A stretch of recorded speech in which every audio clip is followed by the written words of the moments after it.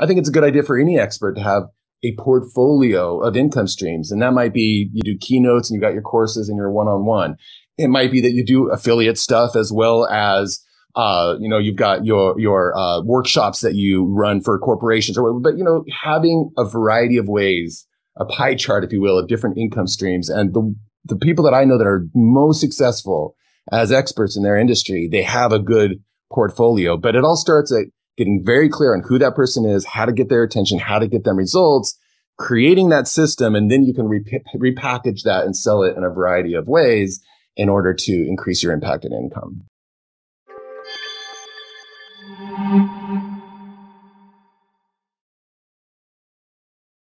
Hello, everybody, and welcome back to the show. Chuck Anderson here, and we've got another amazing guest and another amazing topic here for you today. And look, so many of our audience members here are entrepreneurs, coaches, podcasters, speakers, experts in some form or another. And, one of the nice things about being an expert and speaking and sharing that expertise is that people want to learn it. And so if you've ever thought about packaging your expertise, your content into an online course and generating a revenue stream from that, whether it be a side stream or maybe even your main stream of content, making it your main business, then this is going to be a particularly interesting episode for you because we have an expert on building online courses. So we're really happy to have Jason Van Orden here with us today. Jason, welcome to the show. Hi, Chuck. It's great to be here. Thank you so much. And I'm really glad that you're here. And I know with our previous conversation about online courses, I mean, we both have a background in that. Mine more from creating and selling, not so much about teaching people how to sell online courses, but it's something that I recognized very, very early on. I'd say about 2001, 2002, where I created my first online course. And right there felt like this is the future. This is the future of where we can make money online, is to take our expertise, take our information, package it up, teach it, and sell it as an online course. So I love that. So we're going to dive deep into that today. So I think, Jason, a great place to start is, tell everybody, who you are and what you do and maybe a little bit about how you got into online courses, and then we'll take it from there. Yeah, sure. So my name's Jason. I live in Brooklyn, and I am a business strategist for coaches and consultants. And I specifically like working with them at that point where they're feeling limited by doing only one-on-one services. And so they're looking for that way to reach more people, make a bigger impact, and earn more income. So I help them, like I said, package up in a more leveraged way their expertise so they can help more of those people that they're uniquely positioned to serve. And my experience with courses goes way back to the early 2000s. Like you, I just want to tell a quick story because it's an interesting, illustrative of I think how entrepreneurial journeys often go. And I think like many who end up in an entrepreneurial path, at one point they're stuck doing something like, this is not for me. I need more freedom and stuff. I was an engineer for a few years and I was like, this isn't cutting it. I can't work for somebody else. And so I jumped out of that cold turkey, actually didn't have much of a good idea what I was going to do, dove into some real estate investing because I'd been reading Rich Dad, Poor Dad at the time. And he talked a lot about real estate investing, right? And it wasn't actually a great fit for me, but taking that bold move definitely moved me towards some important breadcrumbs that moved me forward. And one of my real estate investing mentors, he was teaching seminars at the time for other real estate investors, like, look at this guy. He's selling his expertise, making just as much money as he does with his real estate investing as well. This seems really cool. So I started watching, observing what he was doing. Eventually, I'm like, you know what?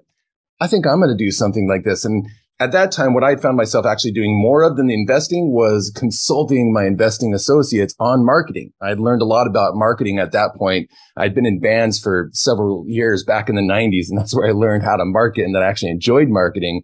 And they just kept picking my brain about that. So I'm like, you know what? I'm doing a seminar about direct marketing for real estate investors to help them find leads. And that was my first experience with that. That was back in 2004.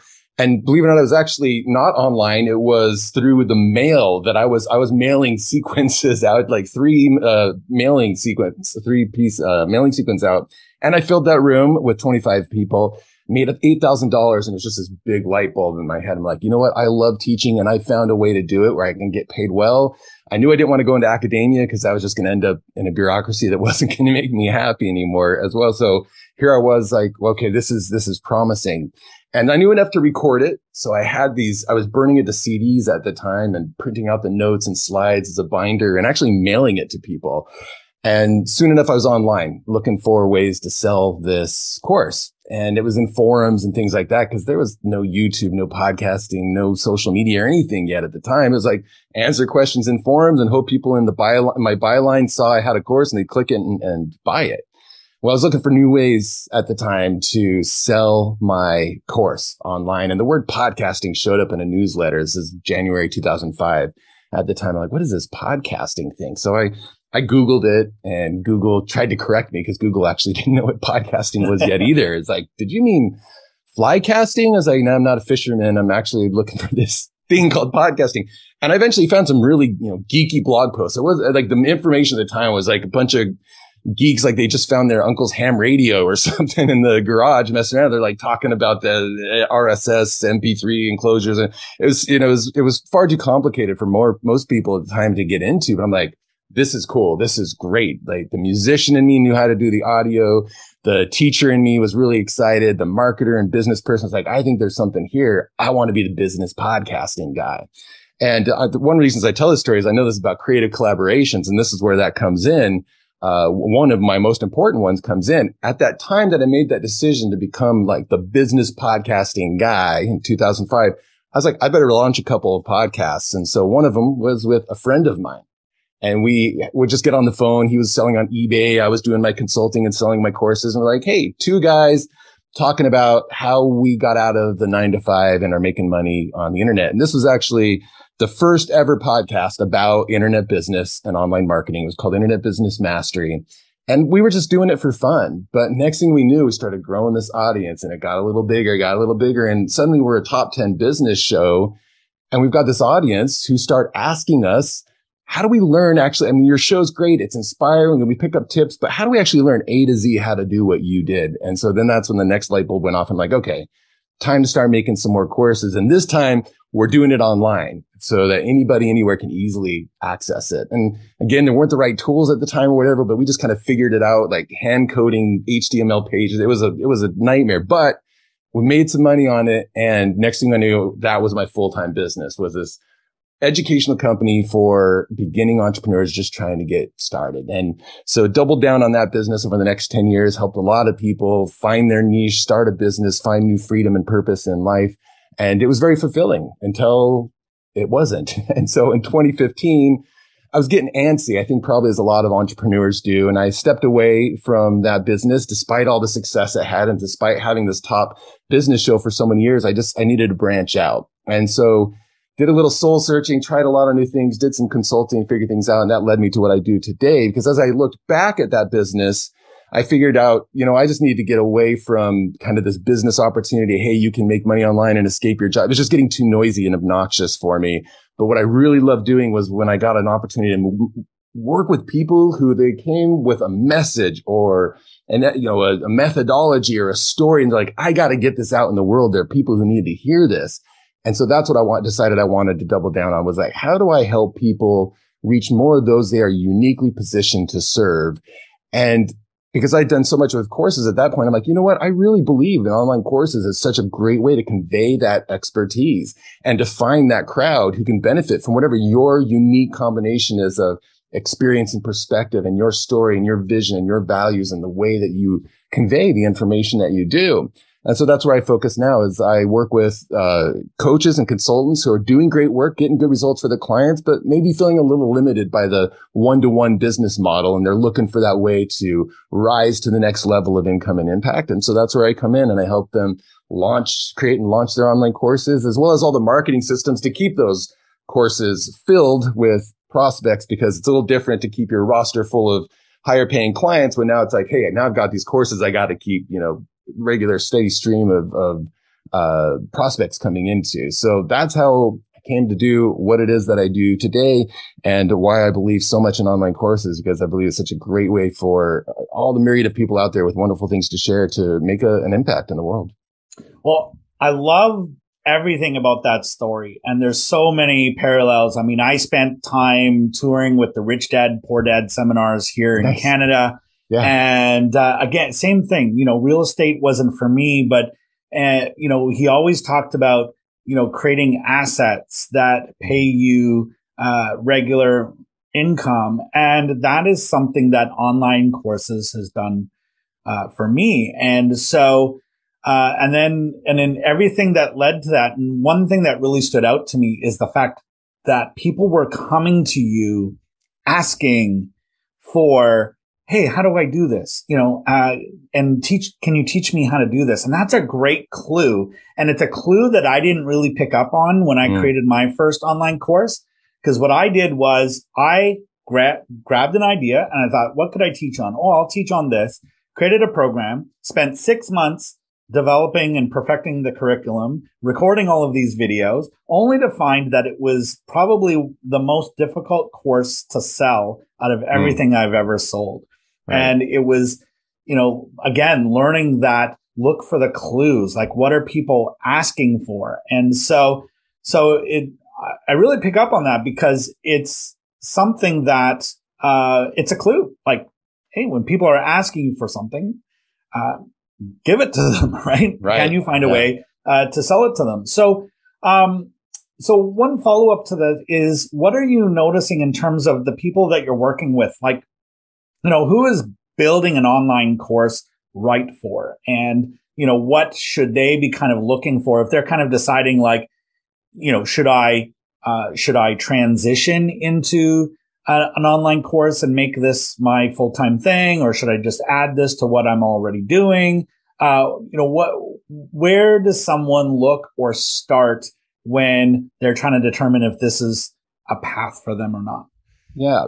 So here's what I tell people in terms of criteria to know whether or not you are in a good place to create an online course. So if you're somebody who already has at least a decent idea of who your intended audience is, who you do your best work with, and you have some experience with getting results for that audience, then really you're in a pretty good place to create an online course. Now, does that mean you should necessarily do it? Well, that's really up to you. Some people, they're perfectly happy doing their one-on-one services and they've got their set of clients and that's where they thrive and that's all they want to do. And that's perfect. That's great. I'm a big proponent of like create the business model that's going to make you happy and be fulfilling for you.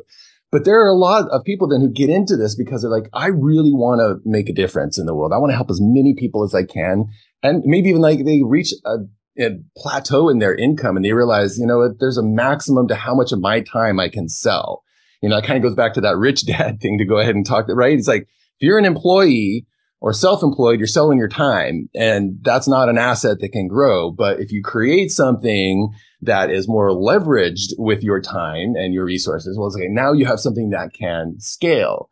And so if you're feeling those limitations, maybe you are maxed out on clients, maybe you're a little burned out on doing just one-to-one, or you're just like, you know what, I would like to diversify the ways in which I help people, then that's a good moment to start thinking about it. And it's not just about creating that asset in the course, but there's so many. One of the reasons I love helping coaches and consultants with that specifically is it really forces you to get more specific about who your intended audience is. You really got to be even more compelling and clear about your messaging to reach that bigger audience. It helps you get even clearer and like, well, here's what I want to bring to the world. Here's where I stand apart. Here's what's going to be really different about my process.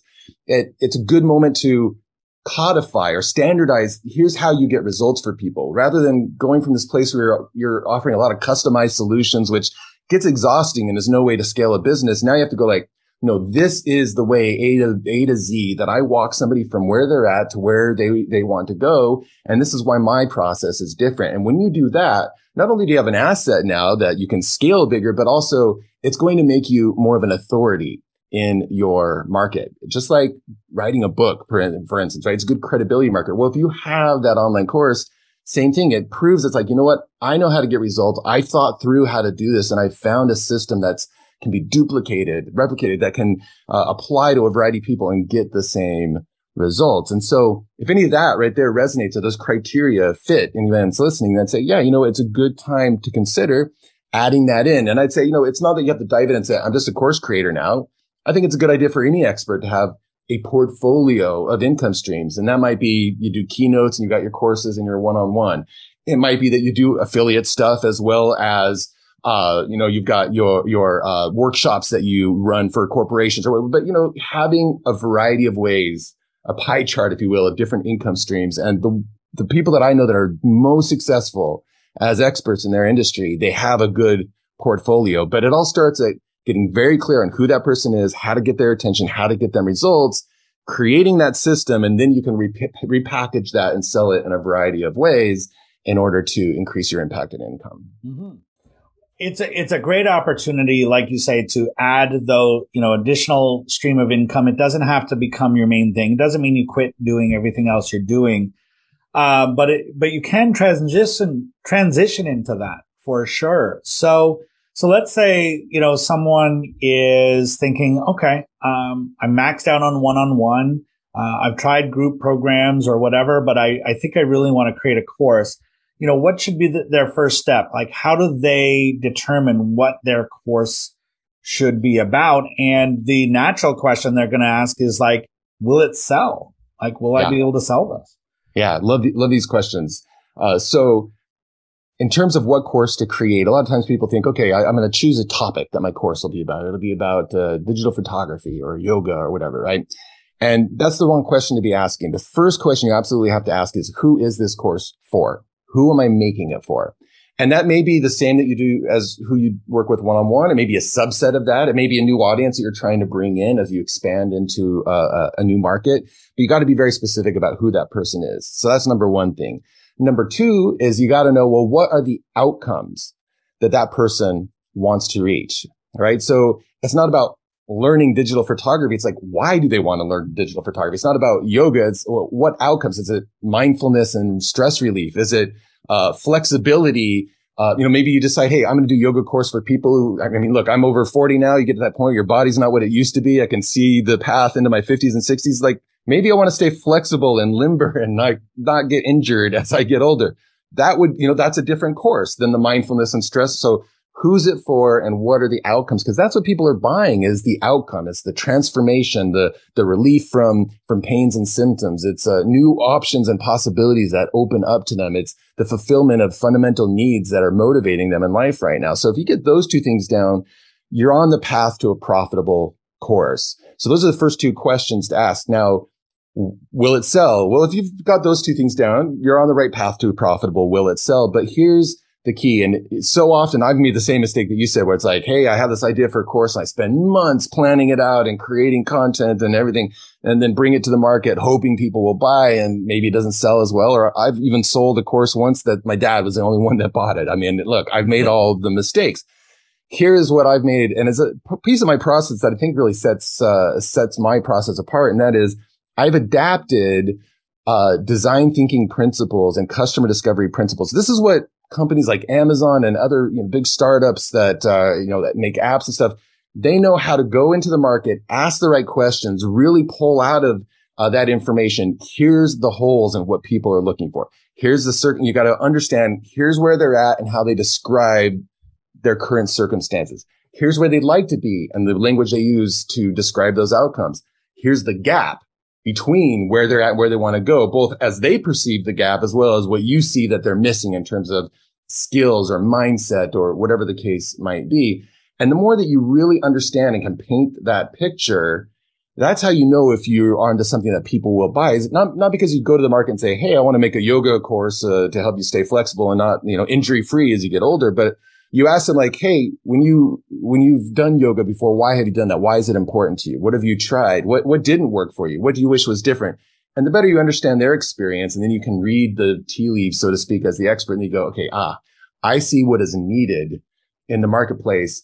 And if you do that customer discovery properly, and it's not even that complicated of a process. We're talking half a dozen to 10 interviews with the right people, asking the right questions can illuminate very quickly what the course should be, what the messaging should be, where to find the people, what kind of marketing, all those things. And then launch a pilot. That's one of the key things, is like get something to market quickly. None of this like, hey, we're going to create content for 6 months. We're going to make a whole portal and a fancy thing. It's like, no, I've sold $3,000 courses that were nothing more than a Google Drive folder and a Zoom link. That's it. An email. Like that was the 3,000, and people were paying for the outcome. They were happy to go through this pilot because they wanted the results.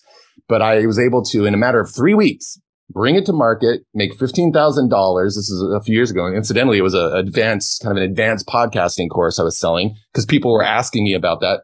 How did you make money with that podcast all those years? And so I was like, great, I'm going to make a course about that. But I got it to the market quickly. In fact, I sold it before I even created it.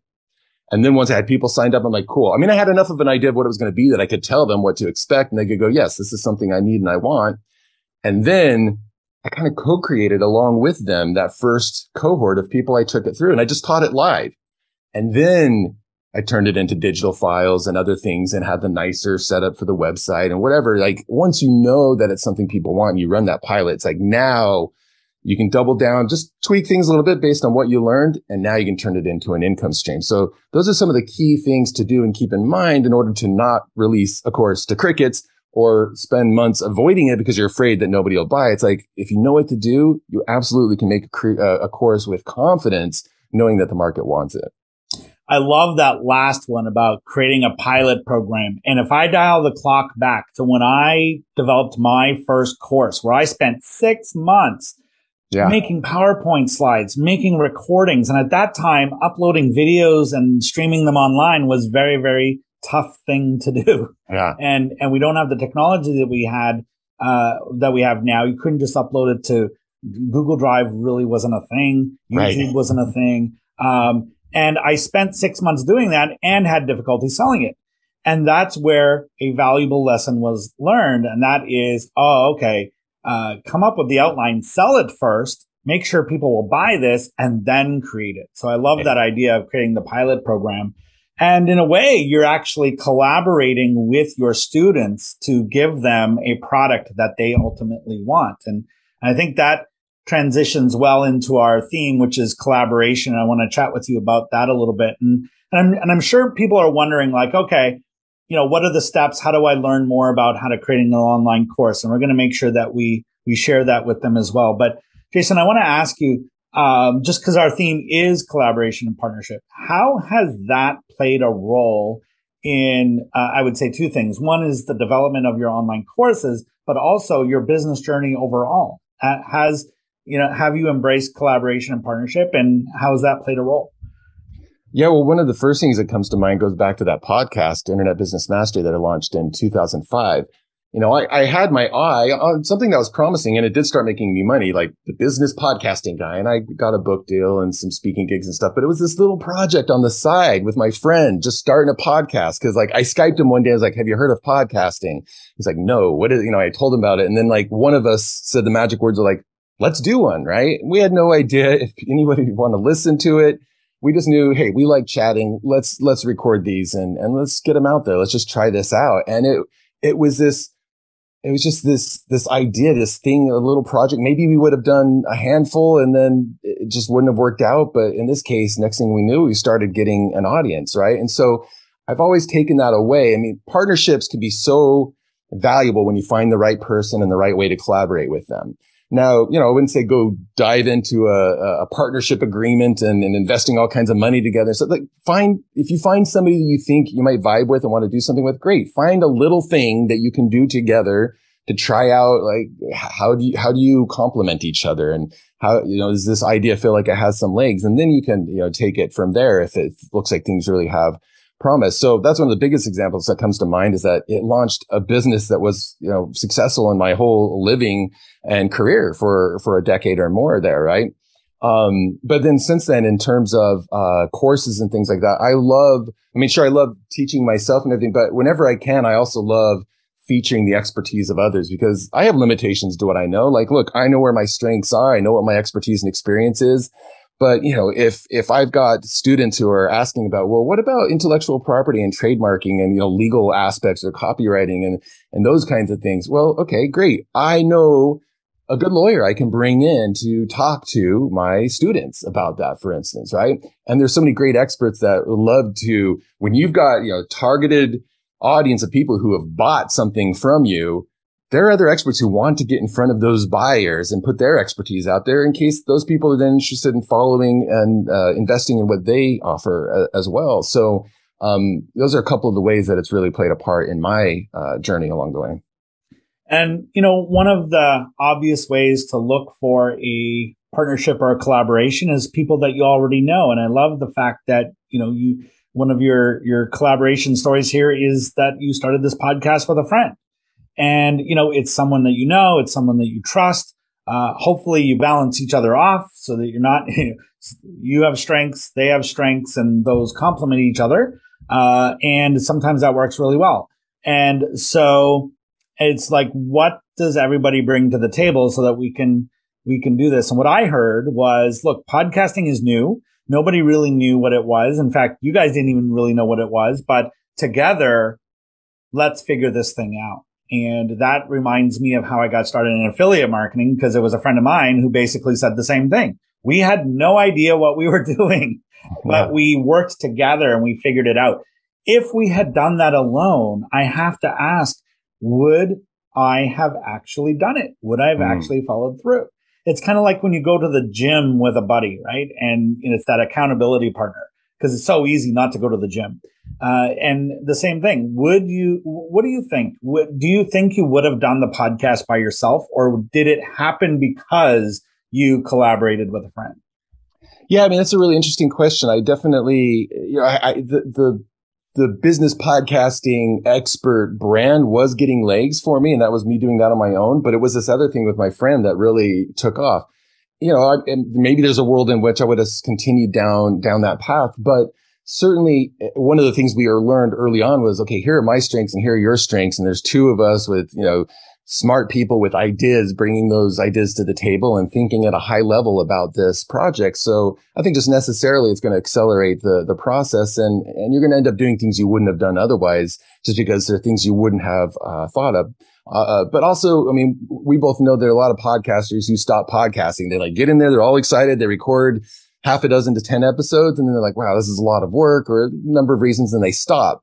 But we kept showing up for each other and recording because we kept setting appointments to record our conversations.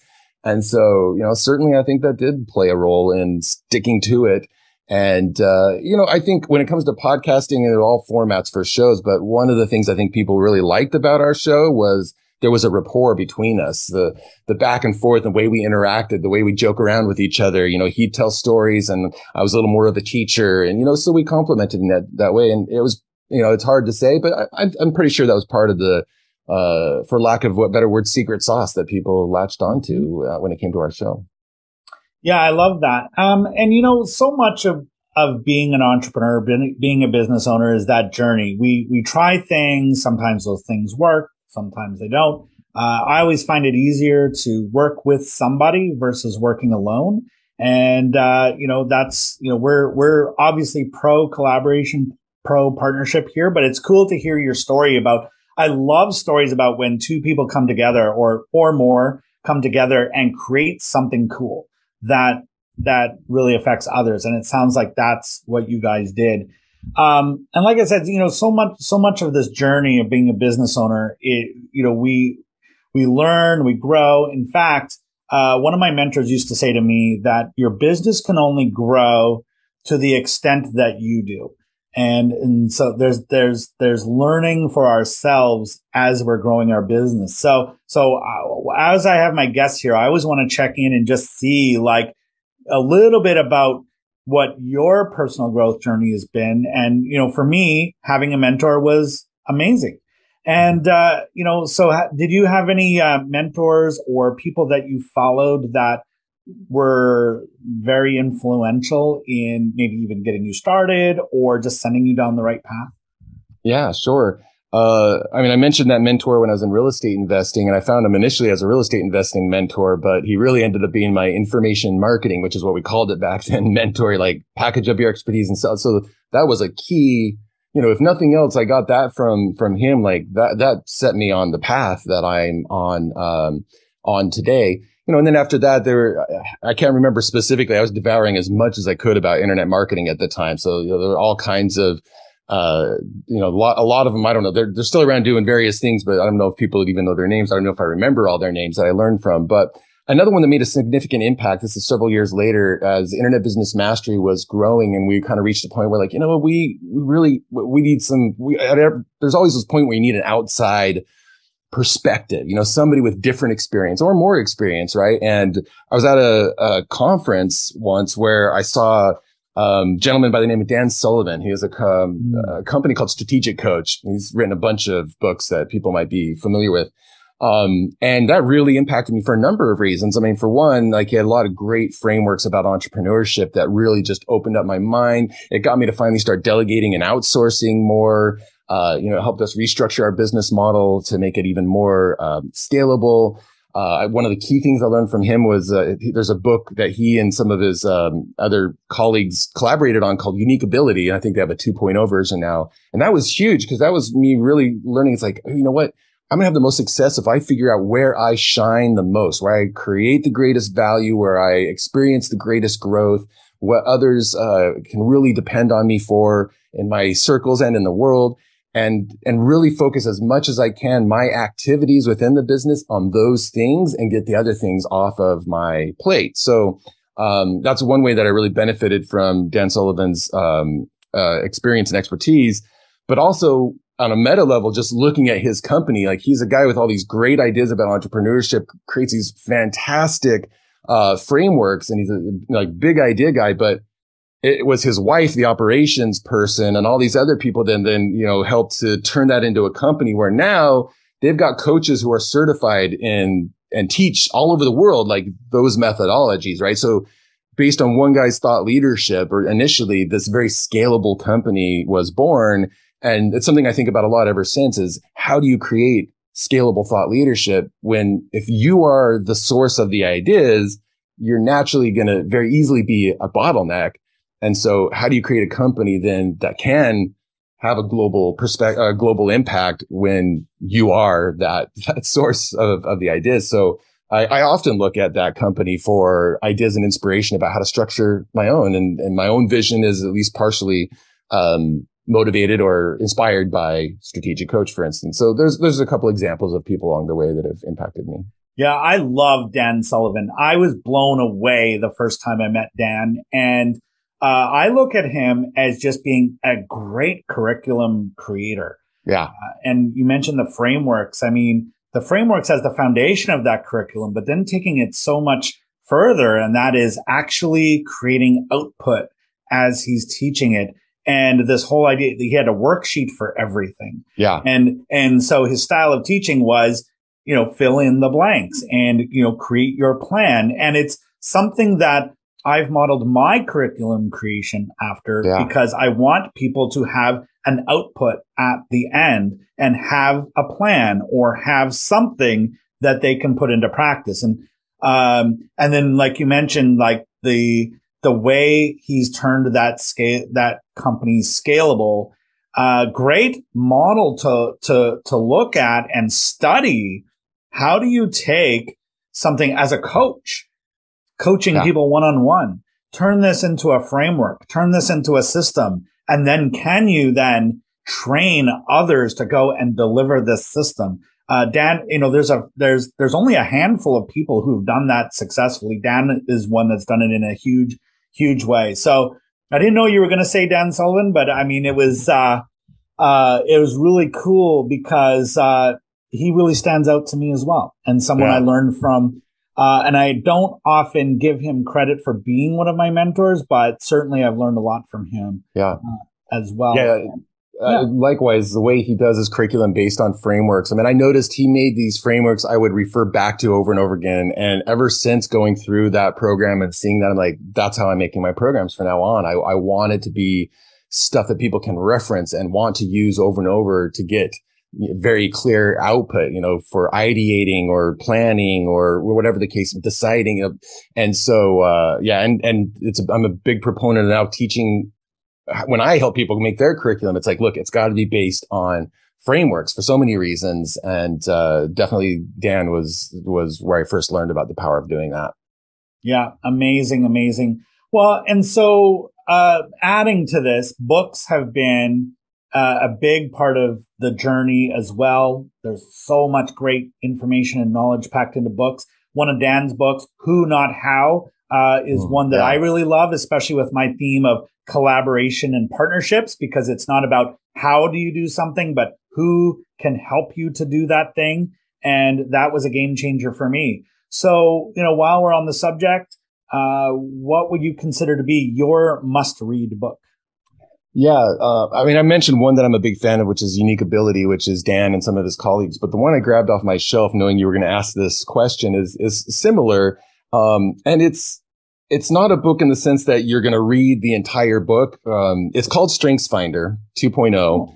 And it's made by the Gallup organization. And what this is it's actually, you read the first couple chapters, which just talk about the importance of focusing on your strengths. In life, career, it's not necessarily just for entrepreneurs. It's actually for anyone, although I have probably given or used this book more than anything in my programs because of the insights that it offers people about how they show up best in the world. And then applying that to your business, to your courses, to everything you do is incredibly powerful. And so you read those first couple chapters, then you take an assessment. The book's like, I don't know, probably $12 or $15 something. It gives you a code to take the assessment online. And then out of 30 strengths, they tell you, here are your top 5 in this order right here. And then there's a chapter for all of the 30 strengths. You just read the 5 that are your top ones. And it's just chock full of like, here are things to do more of. Here are the things to avoid. And you're going to read that thing and go like, okay, no wonder I'm so frustrated in this one part of my business, or no wonder I light up all the time whenever I do X thing. And so it makes it so much easier to make decisions and analyze your business and see how you might want to change things or what to get off your plate as soon as absolutely possible. So this is one that I often have clients do. And then we use that as we're working together on their strategy and different parts of their business. So StrengthsFinder 2.0, that's the book that I would recommend. Wow. Wow for a couple of reasons. Number one, I love everything you just said, and it makes me want to go out and check out that book. I've never heard of it before. And so it's definitely getting added to my must-read list because I've done unique ability work with Dan, but it would be really interesting to read that book and compare and just, I'm always looking for those kind of insights. So that's cool. And also, no one on my show has ever recommended that book before. So, which is probably why I've never heard of it also. So, I most of the time when I ask the question, the book that gets recommended is something I've heard of or I've read. But this is one of those unique cases where it's neither, and so that's I'm glad to have given you something unique. Yeah, absolutely. So for the benefit of our listeners, we'll make sure we link to it in the show notes, and I'm going to definitely go and check that out. So Jason, that was pretty cool, man. I really like that.